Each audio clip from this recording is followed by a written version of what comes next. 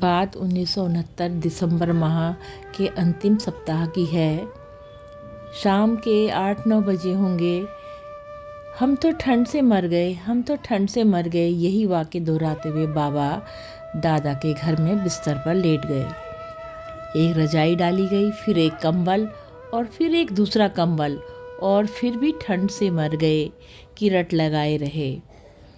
कमरे की खिड़की और दरवाजे बंद कर दिए गए, सिगड़ी भी जलाई गई। ऊपर तवा रखकर कपड़े की मोटी तह गरमाकर बाबा के पैरों और घुटनों के ऊपर तक सेक दिया गया। थोड़ी देर में कमरे में रह रहे अन्य 3-4 व्यक्तियों को बहुत गर्मी लगी। वो गर्मी से विकल होकर बाहर निकल गए। कुछ देर में बाबा खर्राटे लेने लगे और तभी दादा को राम राम सुनाई देने लगा। कुछ फुसफुसाहट के साथ उन्होंने उपस्थित लोगों पर नज़र डाली। कौन जाप कर रहा है राम नाम का? पर सभी चुपचाप बाबा को ही निहार रहे थे। दादा बाबा के सिरहाने के समीप खिसक गए।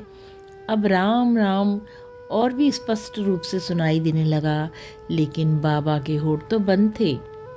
जब मुंह के पास गए तो पाया कि बाबा के श्वास प्रश्वास के साथ ही राम राम उच्चारित हो रहा था।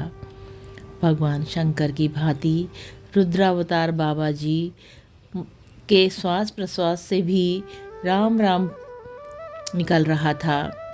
उसी रात जब दादा दरवाजे की खटर पटर सुनकर अपने कमरे से बाहर शॉल ओढ़े हुए आए तो पाया कि बाबा अपने कमरे से बाहर निकलकर गली में खुलने वाले दरवाजे पर खड़े हैं।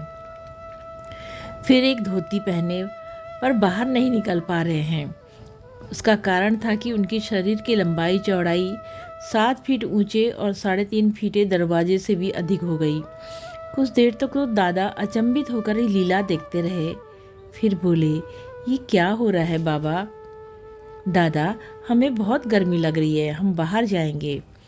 इसे तो डाल लीजिए, दादा ने एक शॉल बाबा के कंधे पर उचक कर डालते हुए कहा। शॉल कंधे पर पड़ते ही बाबा अपने औसत डीड डॉल में आ गए और बाहर निकलकर उसी अवस्था में 1-1.5 घंटे बाद भीतर आए। न जाने किस निरीह और अभावग्रस्त व्यक्ति की ठंड बाबा ने उस दिन अपने ऊपर ले ली होगी। जय हो नीम करोरी बाबा की सदा जय हो, माँ सिद्धि की सदा जय हो। बाबा, अपने सभी भक्तों का कल्याण करना प्रभु, कल्याण करना प्रभु। जय हो बाबा, जय हो, सदा ही जय हो।